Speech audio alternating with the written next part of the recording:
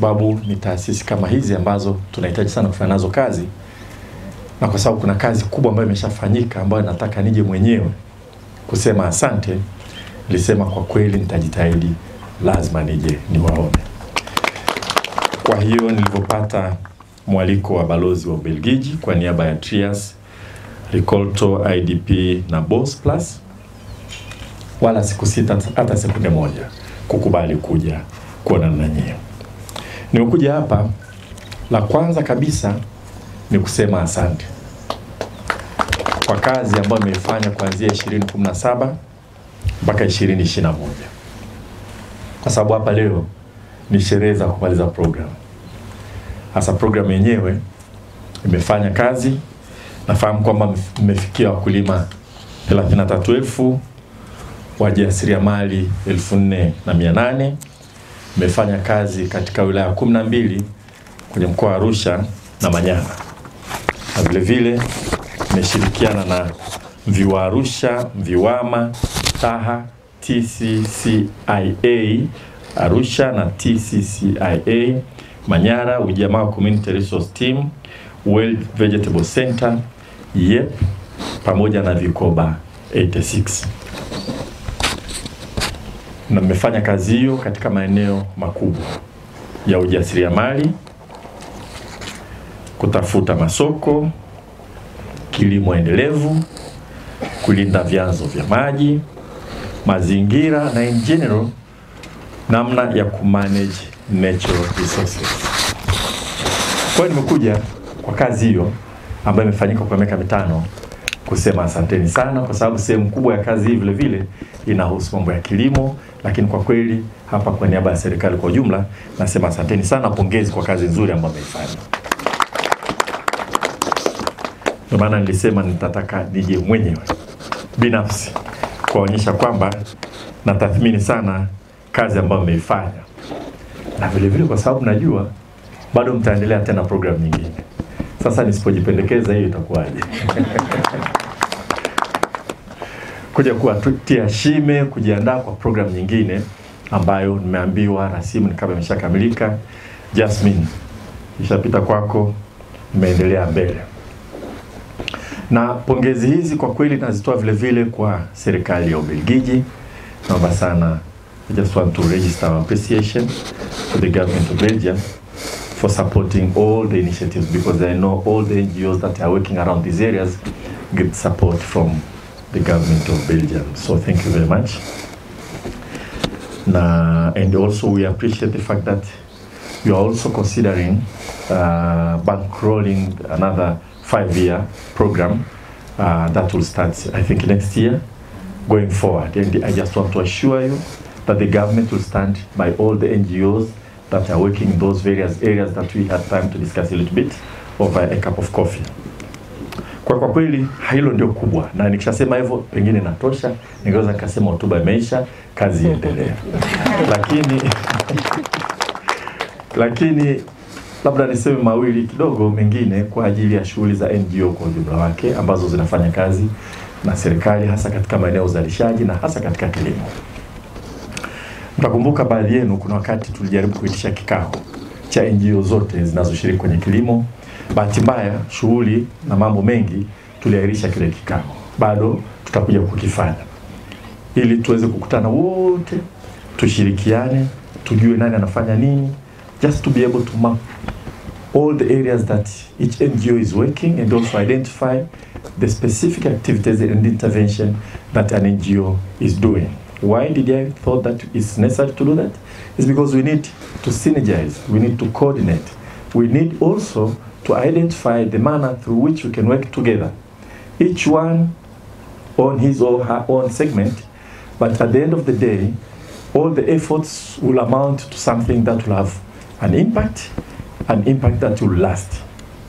Because sometimes very good effort will be undertaken by various NGOs in different areas, and all these programs are limited in time, that will run for 5 years and so on. But without coordination, without identifying areas where there are more efforts that are going into it, it's quite likely at the end of the program, everybody will benefit, but then if you come down 5 years down the road, 10 years down the road, you may not necessarily see the impact of the good effort that has gone into this kind of activity. So I had wanted to organize that meeting, and we are going to have it, so that we can chart ways of trying to work together. And I can pick few areas where perhaps if we are working together, if we pull together, we'll have seen a long-lasting impact. Let's take, for instance, the issue of extension services that the government has given it a very top priority now. All across the country, we are trying to revamp and modernize and make extension services more effective in terms of supporting the agricultural sector. We are doing that by affording extension officers mobility, communication, means of monitoring and evaluation, to revive what we call demonstration farms, and so on and so forth. Now the government has committed itself to do this, and we have actually boosted the budget for that. The last budget, we had 603 million shillings for extension service. We reorganized our own budget in the ministry. Now we have put aside 11.5 billion shillings for extension service. It's far from enough. So we have decided to focus mostly on 3 regions and a little bit scattering ourselves thinly across other regions. So we are focusing on Dodoma, Singida, and Simiyu in that area. And we are trying to scatter ourselves across other regions to do a little bit here, little bit there, and so on and so forth. But we do have NGOs that are actually employing their own extension service officers. And they're supporting extension services. Sometimes not necessarily through the effort that the government is deploying, and because sometimes one may feel it's very complicated to work with the government, and therefore to create a parallel system with good intention of supporting the farmers. But that kind of parallel system may do a very good job as long as the project lasts. At the end of the project, 2, 3, 4, 5 years down the road, it's over. So if we synergize, for instance, the effort of NGOs and make sure that where the government is putting more money, it has identified as a priority, and we are trying to use our own extension officers to retrain them and constantly retrain them to impart new knowledge to them so that they can communicate to the farmers. So if we have NGOs that are working with extension services, also intervening to support government extension officers in coordination with the government, we will not end up spreading our effort too thinly to have an impact.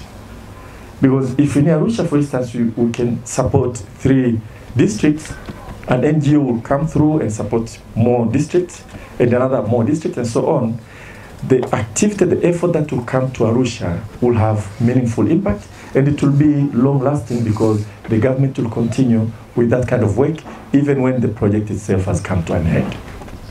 So that's an example where we need to identify activities that are done by the NGOs and try to coordinate and try to align them with an areas where the government is also pumping its effort so that you can see some kind of output. We started a campaign to try to be self-sufficient in edible oil in the country. And I have invited those NGOs I managed to meet to ask them if they can support the government. We have issues of seed, quality seed to farmers. We want to support contract farming in that area. We want to boost extension services in that area, and so on. If we have NGOs also working along those areas where the government already is putting effort and we are putting resources to that effect, I think that effort will bear fruits more likely than if the government works alone or the NGO works alone. So, for instance, now we are talking about sunflower, but we're also talking about palm oil. And I was in Uganda, and I saw how they organize some kind of outgrower system that will support plantation to produce sufficiently at the commercial level where production of palm oil can take place. Now the government is going to do that in Kigoma, in Katavi, maybe in Tabora, and so on.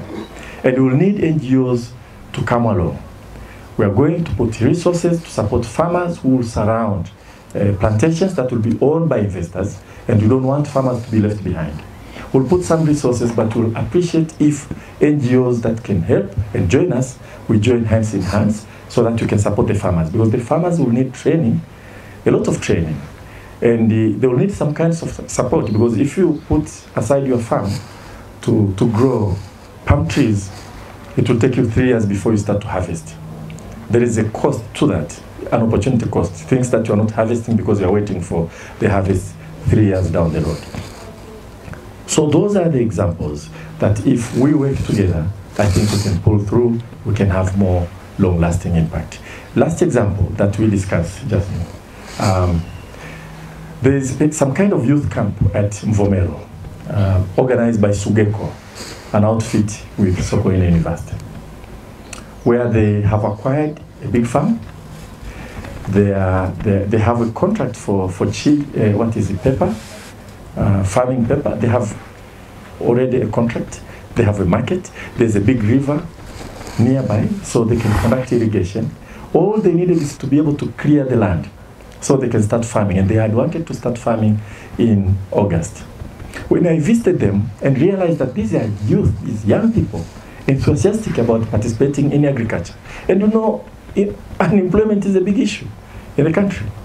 You look at the population structure, the pyramid, you see more kids, more youth than anybody else, and all of them are looking for employment. And they don't want to get involved in agriculture unless they are sure it pays.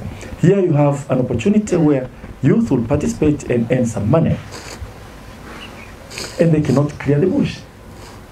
So we try to reorganize these resources in the ministry and support them a little bit, and I call upon others to step in, even as corporate social responsibility. Some stepped in, but you couldn't complete clearing the bush. But if we were to work together, identify an area like that, each one picks a segment that seems to be useful. Because once you put youth in such a place, maybe there's medical services that needs to be provided for. There are other services that are needed apart from just farming. There are skills that need to be imparted to them. But most important, the kind of irrigation that will help them to produce, and it will be a production that will be sustainable. The bank has stepped in. They're supporting them in the production, but they're not supporting them in the clearing the bush. So they couldn't clear the bush. So this is another example where if we interact with all the NGOs and one identify those kind of opportunities, I think we can all step in and have a long-lasting impact to the youth. That can also be a model for other young people to organize themselves elsewhere, to create employment for themselves with our support and involve themselves in agricultural activities, earn income, and also help the country get foreign currency. So that's the other reason why I came. One, to say thank you for all the good job that you have been doing, and also to encourage you in the next phase that you're going to do, to assure you the government will be with you, but also to lay out this big vision of coordination of all NGOs participating in agricultural activities, the meeting of which I hope to be able to organize pretty soon so that we can work together.